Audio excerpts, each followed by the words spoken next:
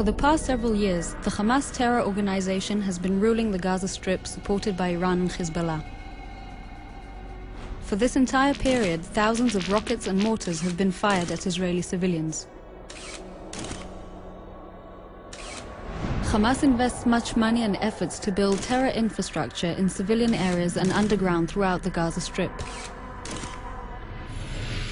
Hamas has developed sophisticated smuggling methods. For several years, Hamas has been digging tunnels under the Sinai-Gaza border in order to smuggle weapons, ammunition and explosives, all supplied by Iran. Hamas has camouflaged the openings of these tunnels under the guise of civilian housing, factories, greenhouses and mosques. Tons of explosive materials, powerful explosive devices, rockets, RPGs, grenades, assault rifles, missiles and anti-tank rockets have all been smuggled through these tunnels and stored in these civilian homes, mosques, schools and hospitals. Hamas built its training camps and placed rocket launching sites, explosive devices and snipers nearby medical centers, schools and other public buildings to gain immunity while taking advantage of the local population as human shields. Hamas used the large open spaces in mosques in order to store weaponry in opposition to international law, and has in such a way turned these locations into battle zones.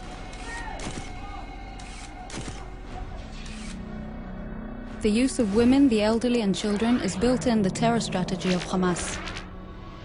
Schools have been booby-trapped. The lives of children and youth have been placed in danger. Schools and educational institutes have been turned into rocket and mortar launching sites. In many instances, Hamas deliberately prevented the local population from leaving the areas of battle with the intention of using them as human shields, so as to prevent the IDF from hitting terror infrastructure. When an explosive device is detonated and the house is destroyed, Hamas puts the blame and responsibility on Israel for hitting civilians and property. Tons of explosive materials and underground explosive devices were found hidden in the streets. The explosive barrels targeted armored vehicles such as tanks and personnel carriers. These types of explosives were placed close to buildings, including those with people inside, so that the demolished building would also serve as obstacles for the advancing forces. In this example, a building where terrorists were hiding has been hit. This caused secondary explosions in the adjacent building, making it collapse due to the many additional explosive devices hidden inside.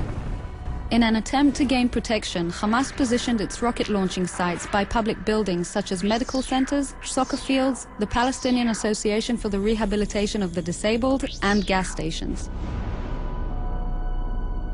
Hamas chose the place and the tactic of using uninvolved civilians as human shields.